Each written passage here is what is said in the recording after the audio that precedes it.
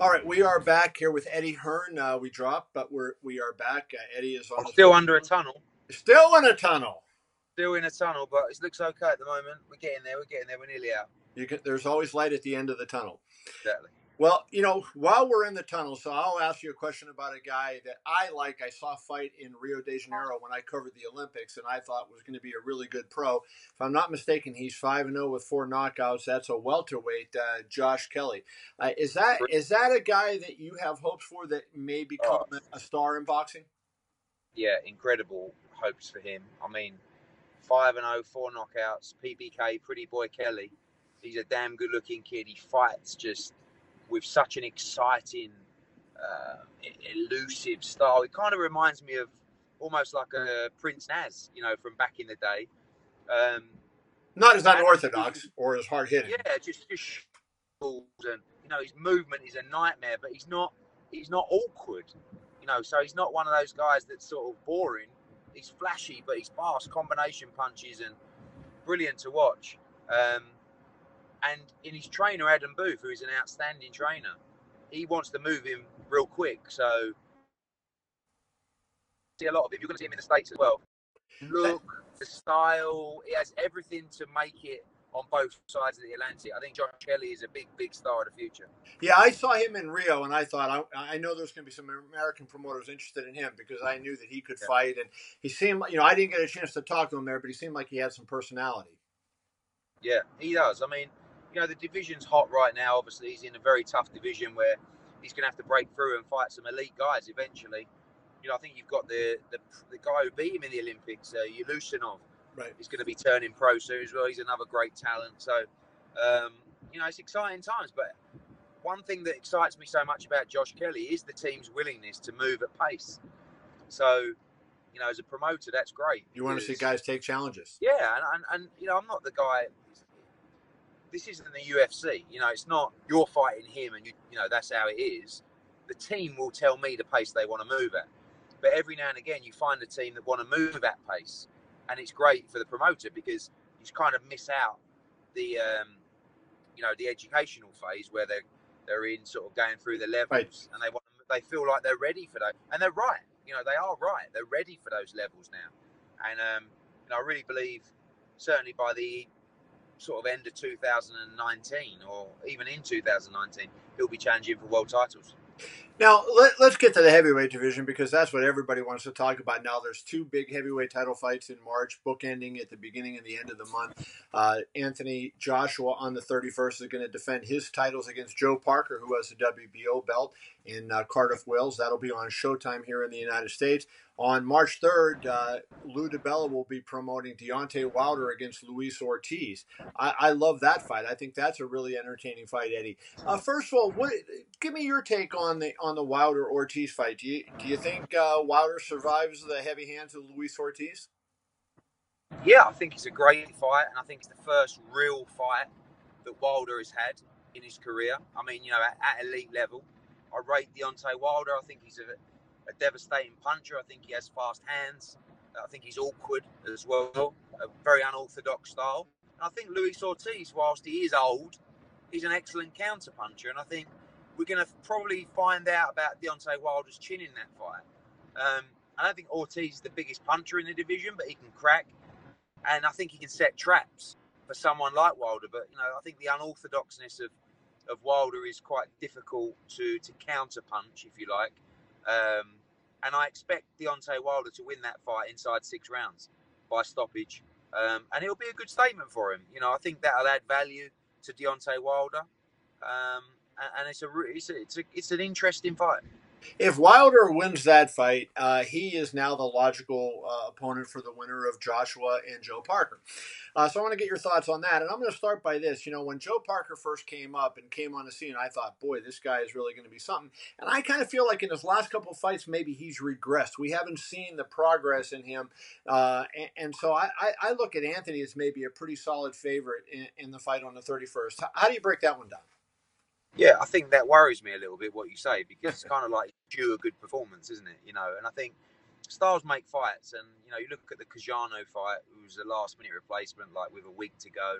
He was very flat in that fight, and then he boxed the guy Hughie Fury, who tried to box off the back foot and steal the fight, and it was a horrible style for him, and he looked like he lost interest in the fight. He was frustrated. But again, going back to styles make fights, Anthony Joshua and Joseph Parker, they're kind of like got the perfect style for each other. You know, Anthony just loves to trade. He loves to fight. He loves to stand on the inside. And Parker has great speed. He has good movement. And he likes to trade as well. So I was actually thinking this morning in the gym that sometimes you have a moment at a fight, or a fight takes place, that you wish you could relive.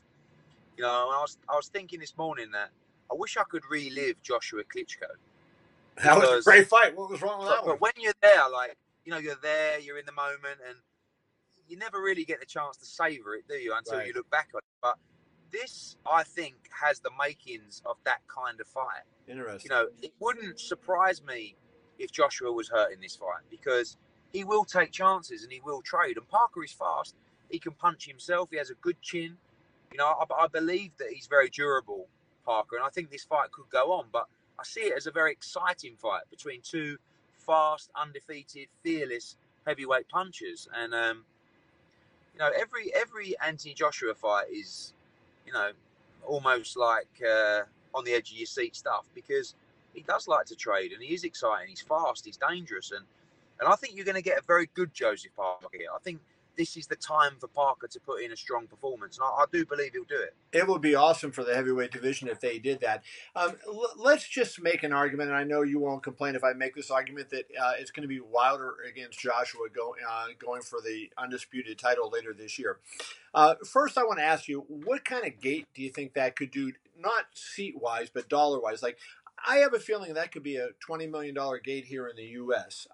If you put it in Las Vegas and T-Mobile Arena, that you could do $20 million, maybe even slightly more than that. What do you think that a fight, if you had an undefeated Deontay Wilder against an undefeated Anthony Joshua, what kind of gate could you get? Yeah, I think you're around the number. I mean, you know, we'd fill up that arena with Brits, firstly. And we're open to a US fight, you know, in the Wilder fight. I think it makes sense to do two. You know, not because we want any rematch clause, just because it's the biggest fight in world boxing. So why not run it twice? You know. Hey, I like the way you think. Yeah, I mean, run it. You know, the fans want to see it. They'd love to see it twice. One at Wembley, one in Vegas, or the Barclays Center, or, you know, somewhere like that. And I think that, you know, your estimations on the gate are about right. We'd fill it up with Brits anyway. But it is the biggest fight in world boxing, unquestionably. It's the most exciting fight in world boxing. It's the most dangerous fight in world boxing. I agree. What was the gate? What was the gate, Eddie? Just at Klitschko, Joshua. What was that gate in US? If you can do the math. I can do the maths. I don't want to give too much away, but it wasn't quite a million. But it wasn't a million miles away from that number. But, you know, I'll be honest. We weren't overly aggressive with the pricing for Joshua Klitschko. That fight was, you know, about making history. That fight was also the first time that Joshua had boxed in a stadium. We probably regretted the pricing a little bit because it sold out on the first day. But, you know, I think you can price things differently in a casino environment, in an arena environment, because actually the gross gate for say the T-Mobile is probably the equivalent of the gross gate for Wembley. And one holds 18,000, and the other one holds 90,000. Yeah, you have a lot of 40 and 60 pound seats in Wembley because they're a long way away. So, but there's something about boxing at Wembley. I mean, there's something about boxing at Vegas. But these outdoor events with 80, 90,000, it is incredible, and it's a great spectacle. And even the ego of the promoter in me loves to look around and think, oh, this is fantastic. And that resonates around the world. It's great for boxing, where everybody watching live is looking at it going, wow. Yes, it is. It's awesome. Hey, Eddie, I know you're getting close to the airport. You're going to hop on a plane. So I want to end with this because I'm an advocate of women's boxing. I see women's MMA does so well. Ronda Rousey became the biggest star, maybe in combat sports when she was on top. And it hasn't been the same way in boxing. I think Katie Taylor can be the fighter to do that for the women, along with Clarissa Shields, the two-time gold medalist from the U.S. here. You said you got a chance to talk to Peter Nelson. Did you bring Katie Taylor up, and did you say, hey, can we get her on television, get her on HBO? I did, and they're thinking about it. But I have to say, if they don't, it's a major mistake because this girl is always in excellent fights. This isn't an 8-rounder. This is a unification fight against one of the longest reigning world champs in women's boxing. And as I said at the press conference today, it's not about women's boxing and men's boxing. If there's a star, if there's someone that's great to watch, forget what sex they are. I don't really care. And I'm not out here to move into women's boxing. And I'm not saying that women's boxing needs to be featured on every show. All I'm saying is when there's a superstar and when there's someone that's brilliant to watch, you got to put her on TV. And it's the same with Clarissa Shields and the same with Katie Taylor. I guarantee you that the Katie Taylor versus Bustos matchup will be outstanding to watch. She's brilliant to watch. And, I said to Peter today, 45 years HBO have been showing boxing. They've never shown a women's fight.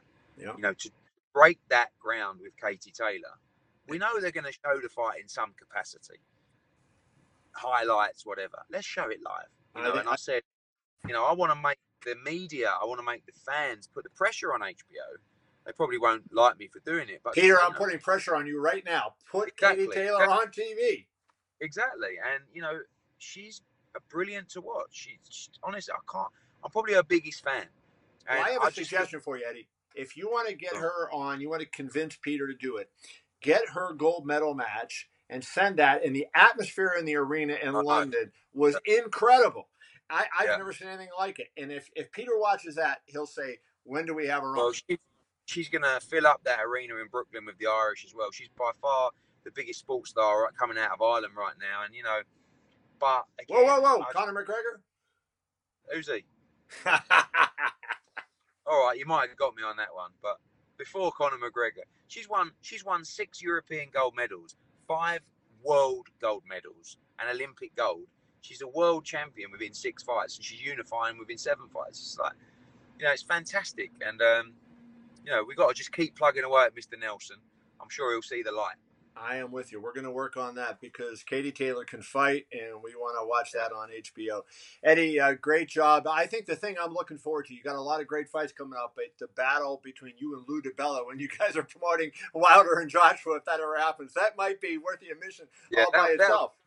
That'll be worth the pay-per-view alone. No doubt. You have pay-per-view for the press conference and then for the fight. That'd be it. Exactly. That'd be a lot of fun. You need those little subplots in all the big fights. Absolutely. And I look forward to that day. No doubt. Eddie, I really appreciate you. Thanks, my friend. Thanks for joining me. Good luck. Have a safe trip home. Thanks a lot. Take care.